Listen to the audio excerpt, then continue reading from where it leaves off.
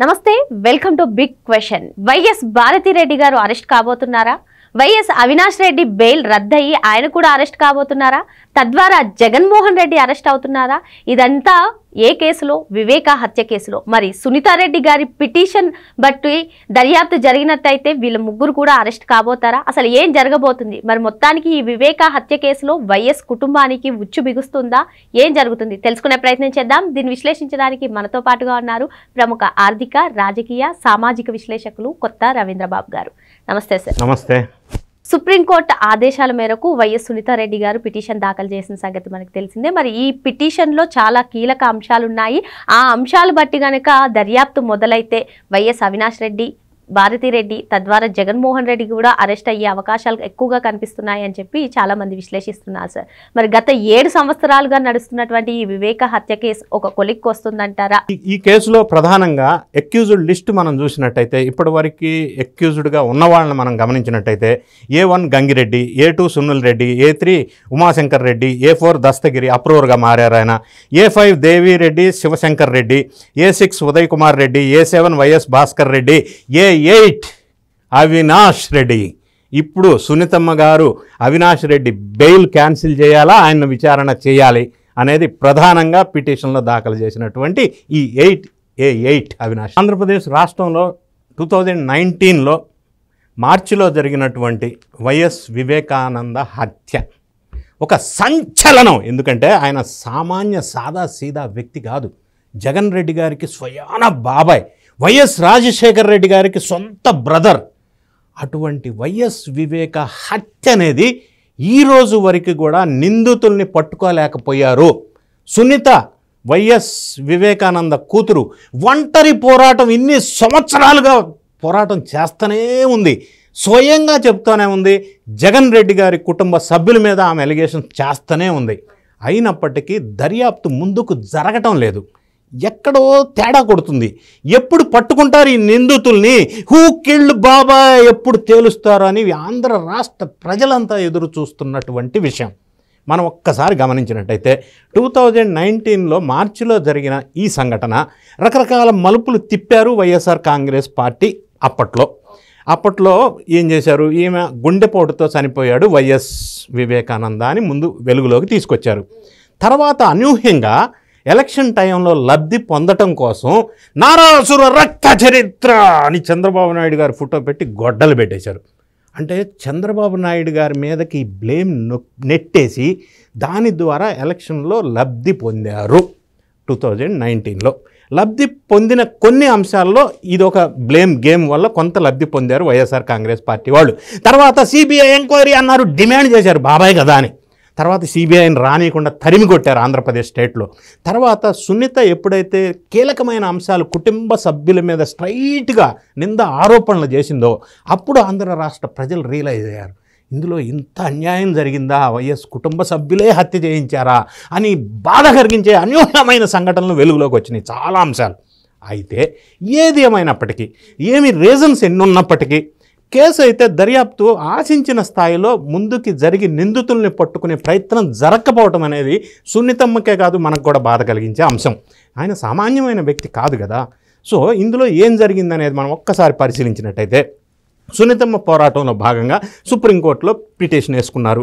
మళ్ళీ నాకు ఎంక్వైరీ జరగాల, సిబిఐ ఎంక్వైరీ అయిపోయిందని సిబిఐ చెప్తే ఎట్లా, ఇంకా చాలా పెండింగ్ క్వశ్చన్స్, బిగ్ క్వశ్చన్స్ నా ముందు ఉన్నాయి, దీని సంగతి తేల్చి నిందితుల్ని పట్టాలి అని పెట్టుకున్న మొరని సుప్రీంకోర్టు వాళ్ళు పరిశీలించి లాస్ట్ మంత్ ఏం తేల్చారంటే సునీతమ్మని 2 వీక్స్ లోపు ట్రయల్ కోర్టులో మళ్ళీ పిటిషన్ దాఖలు చేయమన్నారు.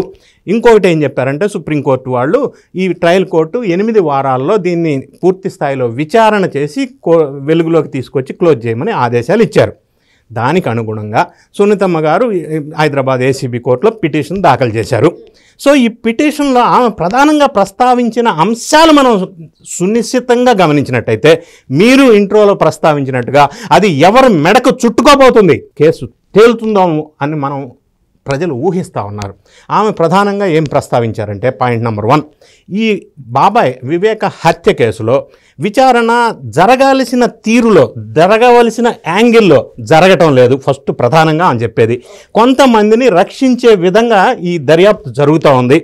అసలు నిందితుల వైపు వెళ్ళటం లేదు అనేది ప్రధానమైన ఆరోపణ. సో ఆమె అందులో భాగంగా పిటిషన్లో ప్రస్తావించిన అంశాలు మనం పరిశీలించినట్టయితే ఈ కేసులో A5 ఒక వ్యక్తి ఉన్నాడు, అక్యూజ్డ్ 5. ఆయన పేరు దేవిరెడ్డి శివశంకర్ రెడ్డి. ఆయన కొడుకు డాక్టర్ చైతన్య రెడ్డి. ఆయన మరి దస్తగిరి అని ఈ బాబాయ్ హత్య కేసులో అప్రూవర్గా మారిన A4.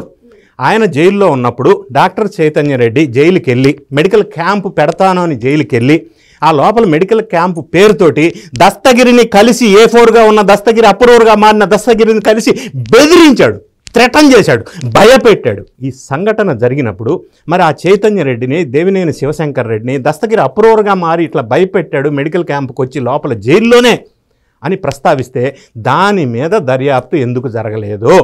జరగాల్సిన అవసరం ఉంది కదా. ఇక్కడ ఇంకొక యాంగిల్ కూడా మనం అర్థం చేసుకోవాలా. ఆ జైల్లో మెడికల్ క్యాంపు పెట్టడానికి అనుమతి ఎవరిచ్చారో అప్పట్లో ఉన్న వైఎస్ఆర్ కాంగ్రెస్ పార్టీ. మరి చైతన్య రెడ్డిని లోపలికి అలో ఎందుకు చేశారు? ఆయన తండ్రి అక్యూజ్డ్గా ఉన్నాడు కదా A5. మరి దస్తగిరి ఆ జైల్లో ఉంటే ఆయన కలిసే ప్రయత్నం ఎవరు చేశారు, దాని వెనక ఎవరున్నారు తేలితే ఈ లింక్ అనేది బయటకు వస్తే దర్యాప్తు ఇంకొక రకంగా జరుగుతుంది. నిందితుల వైపు దర్యాప్తు సాగాలి కదా. సో ఈ విధంగా ఆమె ప్రస్తావించిన అంశంలో దీన్ని దర్యాప్తు చేస్తే ఆ చైతన్య రెడ్డిని ఎవరు లోపలికి పంపించారు, దాని వెనక వ్యూహ రచన చేసింది ఎవరో బయటికి రావాలి కదా. ఇది మెయిన్ కీలకమైన అంశంగా ఒక పాయింట్గా మనం చెప్పవచ్చు. ఇంకొక అంశం ఆమె ఏం చెప్తున్నారంటే పిటిషన్లో ఫస్ట్ దీన్ని ఫిర్యాదు చేశారు ఎవరు, వివేక వాళ్ళ PA. ఆయన పేరు కృష్ణారెడ్డి. కృష్ణారెడ్డి ఒక ఫిర్యాదు ఏం చేశారంటే చేపించారు కృష్ణారెడ్డి చేత.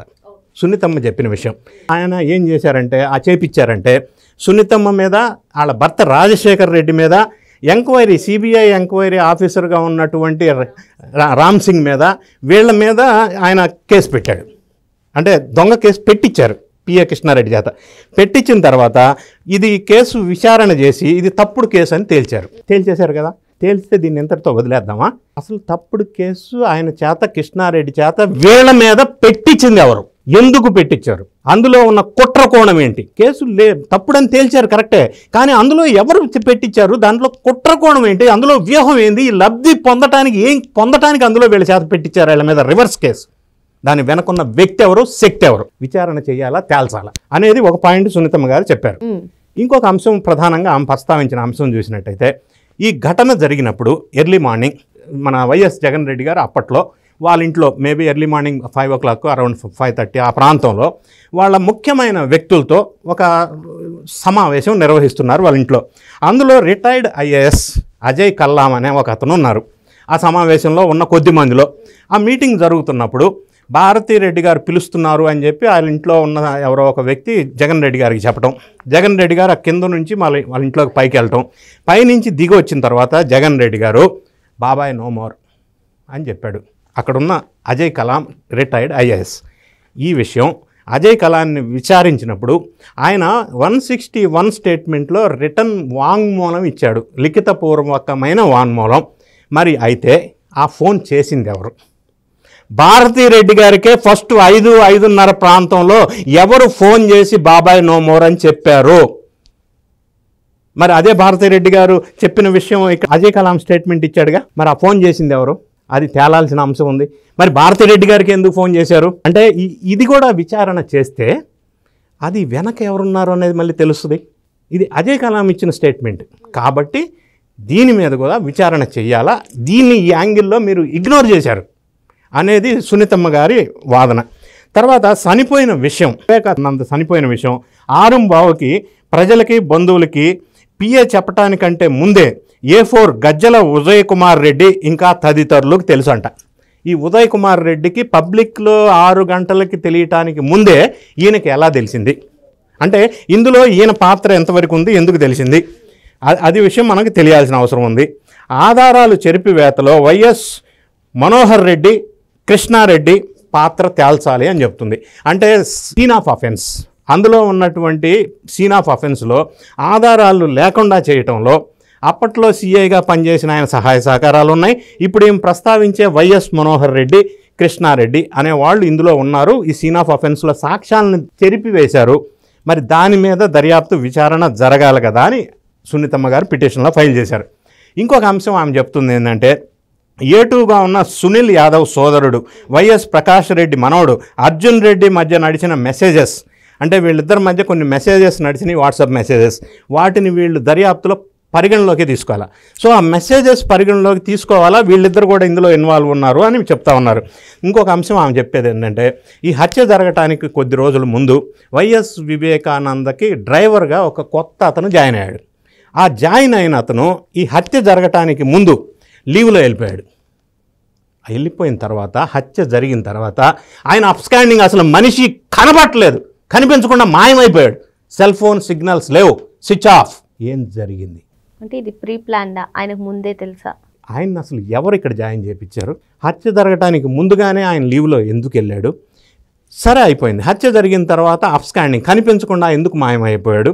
సెల్ ఫోన్ కూడా ఎందుకు సిగ్నల్ లేకుండా పోనీ? ఇది అనుమానాస్పదంగా ఉంది కదా. వీటన్నిటికి తోడుగా ఈ హత్యలో ఇన్వాల్వ్ అయిన వాళ్ళు, చూసిన వాళ్ళు, ప్రత్యక్ష పరోక్ష సాక్షులు 7 అనుమానాస్పద మృతి వరుసగా, అంటే వాచ్మెన్ రంగయ్యతో సహా, మరి డ్రైవర్స్తో సహా వీళ్ళంతా అనుమానాస్పద మృతి ఎందుకు జరిగింది అనేది కూడా ఈ దర్యాప్తులు తేల్చలా. మరి అది కూడా తేల్చాల్సిన అవసరం ఉంది కదా. తర్వాత ఇంకొక అంశం, ఇంకోటి ఆమె ఏం చెప్తుందంటే, A7, A8 YS Bhaskar Reddy, Avinash రెడ్డిని రక్షించేందుకు శివశంకర్ రెడ్డి, గంగాధర్ రెడ్డి అనే వ్యక్తులు కలిసి హత్య చేశామని ఒప్పుకుంటే 10 crores ఇస్తామని చెప్పారంట శివశంకర్ రెడ్డికి. ఆ 10 crores ఇస్తామన్న ఆఫరు ఎక్కడి నుంచి ఇస్తామన్నారు, ఎవరు ఇస్తామన్నారు, ఎట్లా ఇస్తామన్నారు, దాన్ని మరచారు, ఇగ్నోర్ చేశారు. కేసులో దర్యాప్తులో పరిశీలనకు కూడా తీసుకొని దాన్ని విచారించాల్సిన అవసరం ఉందిగా. ఇవన్నీ కీలకమైన అంశాలను ఎందుకు వదిలేశారు? ఇంకొక అంశం, గంగాధర్ రెడ్డి అంశంపై అవినాష్ రెడ్డి ఇంట్రాగేషన్ చేస్తే క్లియర్ సమాచారం వస్తుంది అని చెప్తుంది. ఈ గంగాధర్ రెడ్డి అనే అంశం మీద అవినాష్ రెడ్డిని ముందు విచారణ చేస్తే అవినాష్ రెడ్డి ద్వారా అసలు ఏం జరిగింది, ఎందుకంటే ఫస్ట్ అవినాష్ రెడ్డికి సమాచారం ఎవరిచ్చారు, ఆయన ఆ తర్వాత భారతమ్మ గారికి కాల్ చేసింది ఎవరు, మరి ఈ సంఘటనలు మెసేజెస్ రూపంలో ఉన్నాయి, ఎందుకు విచారణ చేయలేదు, ఈ అంశాలన్నిటిని కూడా దర్యాప్తు చేయాలి అని చెప్పి సునీతమ్మ గారు పిటిషన్ వేశారు. సో ఇప్పుడు ఈ పిటిషన్కి మరి ఏసీబీ వాళ్ళు మళ్ళీ పునర్విచారణ చేయమని కోర్టు ఆదేశిస్తే, వీళ్ళు మళ్ళీ విచారణ కనుక చేస్తే సిబిఐ వాళ్ళు ఈ విచారణలో ఈ దర్యాప్తు సంస్థల ద్వారా అవినాష్ రెడ్డిని విచారణ చేయాలి అని బలంగా కోరుతున్నారు. మరి ఎందుకు చేయటం లేదు? గతంలో అవినాష్ రెడ్డిని విచారణ చేయడానికి వస్తే కర్నూలు హాస్పిటల్ దగ్గర అవినాష్ రెడ్డి అమ్మను హాస్పిటల్లో అడ్మిట్ చేసి ఆ దర్యాప్తు సంస్థలను బెదిరించి భయపెట్టి వెనక్కి పంపేసిన సంఘటన మనం చూసాం అప్పట్లో వైఎస్ఆర్సీపీ పరిపాలన చేస్తున్న కాలంలో. సో ఆయన్ని దర్యాప్తు జరగనివ్వకుండా చేశారు గతంలో రకరకాల ప్రయత్నాల ద్వారా. ఇప్పుడు మరి అవినాష్ రెడ్డిని ఎందుకు దర్యాప్తు చేయరు, విచారించరు? ప్రధానంగా ఆయన పాత్ర ఎక్కువ ఉందని చెప్పి సునీతమ్మ వాపోతా ఉన్నారు. సో ఈయన్ని అదుపులోకి తీసుకొని విచారణ చేస్తే సునీతమ్మ గారి ఆరోపణ ఏంటంటే భారతిరెడ్డి గారి వైపు కూడా ఆమె పేరు చెప్తా ఉంది. మరి ఇది అటొచ్చి ఇటొచ్చి అవినాష్ రెడ్డి అరెస్ట్ అయితే భారతిరెడ్డి వైపు వెళ్తుందా? ఇంకొక అంశం కూడా ఉంది. దీనికి సపోర్టింగ్గా మనకి ఇప్పుడు జరుగుతున్న పరిణామాలు చూసినట్టయితే జగన్ రెడ్డి గారు పులివెందుల్లో జడ్పీటీసీ ఎలక్షన్లో డిపాజిట్లు కూడా కోల్పోయి ఘోర పరాభవం చెందిన తర్వాత ఆ ప్రాంతం ఇన్ఛార్జిగా అవినాష్ రెడ్డిని తప్పించి దుష్యంత్ రెడ్డి అనే ఒక అతన్ని తీసుకొచ్చి ఆయన బాధ్యతలు ఇస్తారు అన్న వార్త. అవినాష్ రెడ్డి అరెస్ట్ అవుతాడని తెలిసే అవినాష్ రెడ్డిని తప్పించారంటారా? తెలీదు. ఆ విధంగా మనం ఊహాజనితమైన ఆలోచనలు సోషల్ మీడియాలో చక్కర్లు కొడతా ఉన్నాయి. అంటే ఎటొచ్చి సునీతమ్మ పిటిషన్ కనుక మళ్ళీ దర్యాప్తు చేస్తే అవినాష్ రెడ్డి పాత్ర ఎస్టాబ్లిష్ అయితే అవినాష్ రెడ్డి అరెస్ట్ తప్పదు అని వాళ్ళు గ్రహించి మరి ఇటువంటి పొలిటికల్ ఈక్వేషన్స్ ఏమన్నా మార్పులు చేర్పులు దీనికి బలం చేకూర్చే విధంగా సుప్రీంకోర్టు ఆదేశాల తర్వాతే జగన్మోహన్ రెడ్డి గారు కూడా ఈ నిర్ణయం తీసుకున్నారు అవినాష్ రెడ్డిని. కరెక్ట్. అందుకే వీటికి ఏమన్నా లింక్ ఉందో అని కూడా మనం ఆలోచన చేసుకున్నట్టయితే, అంటే ఎనాలైజ్ చేసుకున్నట్టయితే అది అరెస్ట్ తప్పదని జగన్ రెడ్డి కుటుంబం ఒక అండర్స్టాండింగ్ ఏమన్నా డెసిషన్కి వచ్చారా? దానివల్ల రాజకీయం పరమైన పొలిటికల్ ఈక్వేషన్స్లో వీళ్ళు చేసుకుంటున్నారు. ఇంకొక పక్క వార్త వినిపిస్తూ ఉంది, భారతమ్మ గారు కూడా పులివెందుల రాజకీయ రంగ ప్రవేశం చేస్తారని. అంటే అవినాష్ రెడ్డి అరెస్ట్ తప్పదు అని వాళ్ళ కుటుంబ సభ్యులు భావిస్తున్నారా? మరి సునీతమ్మ గారు ప్రస్తావించిన పిటిషన్లో అంశాలు మళ్ళీ దర్యాప్తు చేస్తే అవినాష్ రెడ్డికి లేదా భారతమ్మకి లేదా జగన్ రెడ్డి కుటుంబానికి ఎవరికి ఎప్పుడు ఎక్కడ దర్యాప్తు సంస్థల్లో నిజాలు తేలుతాయో అన్న ఆందోళన వాళ్ళ కుటుంబంలో ఖచ్చితంగా కనిపిస్తుంది. దానికి అనుగుణంగానే ఈ మధ్యకాలంలో రాజకీయపరమైన డెసిషన్స్ లేదా కొన్ని ప్రకటనలు బయటికి వస్తూ ఉన్న విషయం మనం ఈ విధంగా లింక్ చేసుకోవచ్చు. ఏదేమైనా సునీత ఒంటరి పోరాటానికి, వివేక హత్యకి ఆమెకి న్యాయం జరగాలని, అసలు నిందితులకి శిక్ష పడాలని అందరూ రాష్ట్ర ప్రజలంతా కోరుకుంటున్నారు. మనం కూడా ఆ విధంగా జరుగుతుంది అని ఆశిద్దాం. మరి మొత్తానికి ఈ వివేక హత్య కేసులో వైఎస్ కుటుంబానికి అయితే ఉచ్చు బిగుస్తుందని చెప్పి సార్ చెప్తున్నారు. మరి వైఎస్ వివేక హత్య కేసులో సునీత గారికి న్యాయం జరగాలని రాష్ట్ర ప్రజలతో పాటు మనం కూడా కోరుకుందాం. మరో అంశంతో మళ్ళీ కలుద్దాం. Thank you sir. Thank you.